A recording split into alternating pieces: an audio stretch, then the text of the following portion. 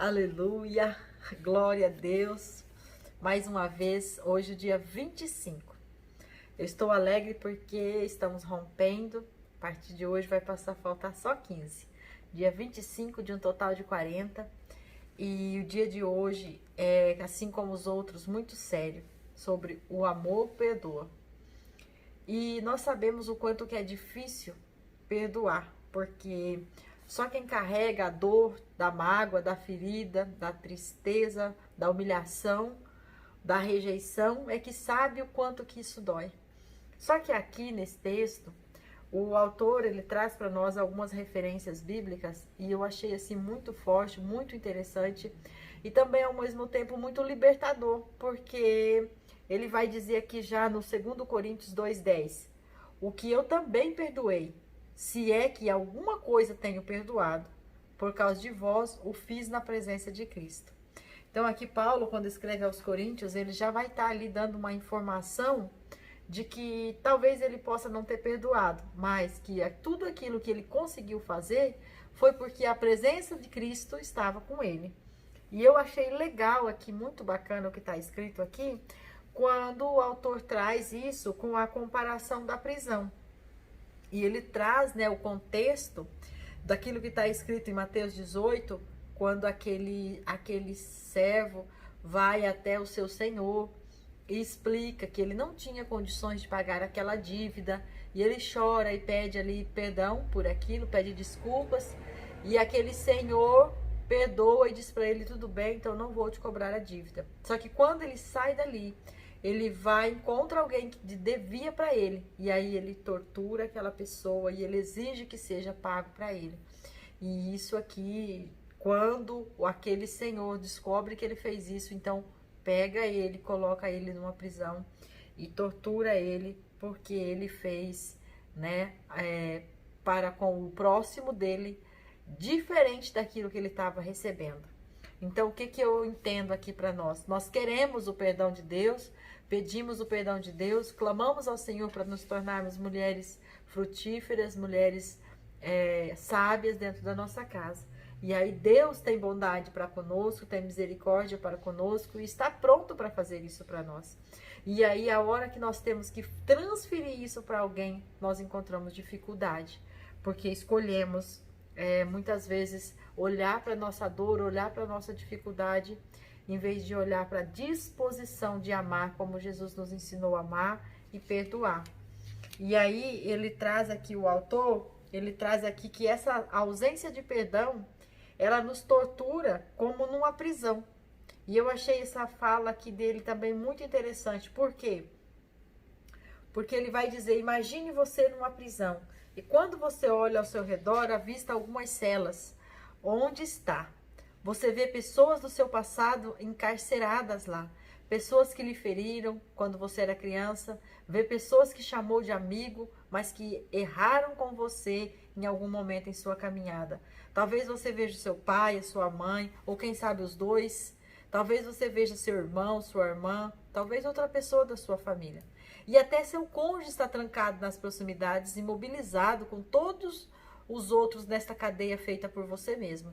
Então veja, quando nós começamos esse estudo, nós começamos a nos purificar, nos limpar, igual nós falamos, tudo que nós estamos estudando aqui não é para olhar para o outro, é para olhar para nós, para dentro de nós, o que está faltando e o que está acontecendo.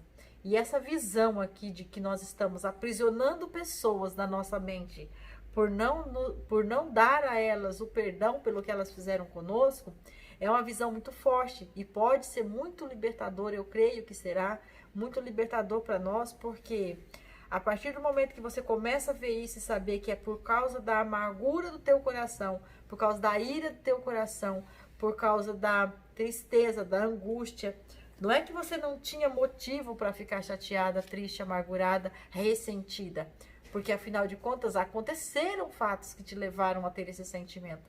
Mas o que é proposto aqui é que você pode tirar isso para fora. Porque como você sabe que Deus tem isso para te dar, você pode pegar o amor de Deus que sobrepõe todas as coisas e colocar no lugar desse ressentimento, dessa tristeza, dessa angústia, desse desespero, dessa amargura, desta dor. E então aqui o autor continua dizendo, você não quer isso, você não quer continuar com essas pessoas ali te amedrontando, te ameaçando, te torturando todos os dias. Mas o que que acontece? Para tirar isso, você precisa decidir que vai arrancar. E a gente sabe que isso não é assim. Ah, eu falei agora que perdoei, tá tudo limpo, meu coração não sente mais nada. É um estilo de vida, é uma escolha consciente e uma constância. Todos os dias falando com o Senhor que precisa, que quer perdoar, que quer amar, que quer cuidar, que quer respeitar, que quer tirar essa dor de dentro de si, para que o amor de Deus possa entrar com liberdade e fazer o que você precisa que seja feito em você, para que através de você flua, como diz a palavra, os rios de águas vivas da parte do Senhor, para que você venha alimentar a sua casa com a nutrição de uma mulher saudável, de uma mulher sarada, de uma mulher que não carrega dores do passado e que escolheu não aprisionar ninguém. Porque o que eu percebi aqui também é que dentro dessa ideia, dessa visão de estar aprisionando pessoas, você continua na cela, você está presa junto. E o que adianta?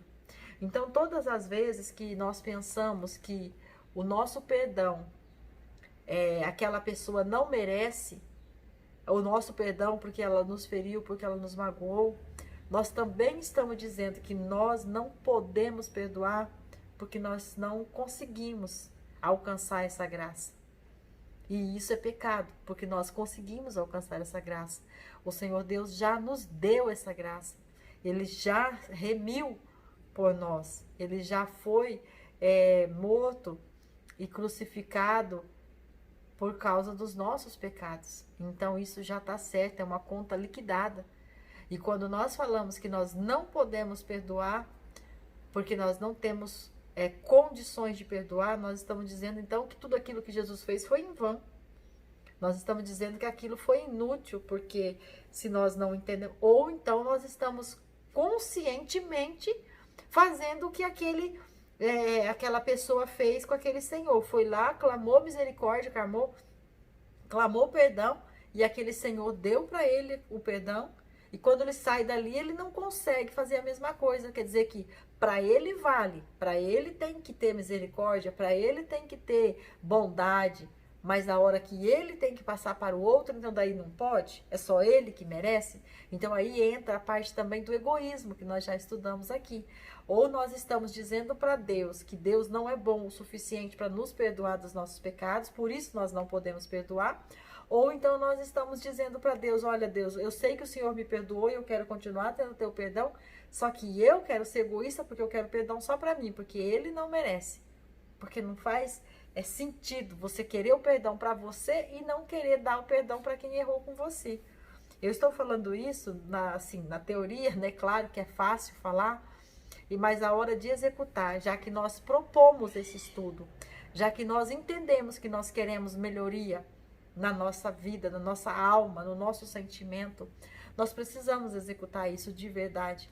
Eu já chorei hoje enquanto orava sobre esse conteúdo diante de Deus, porque eu sei o quanto que eu preciso da graça de Deus todos os dias, porque quando começo a falar com Ele, como eu já disse aqui em outros vídeos, não tem como você chegar para Deus de máscara, dizendo, ai Deus, olha para mim como eu sou boazinha. Não, olha Deus para mim como eu tenho pensado ultimamente.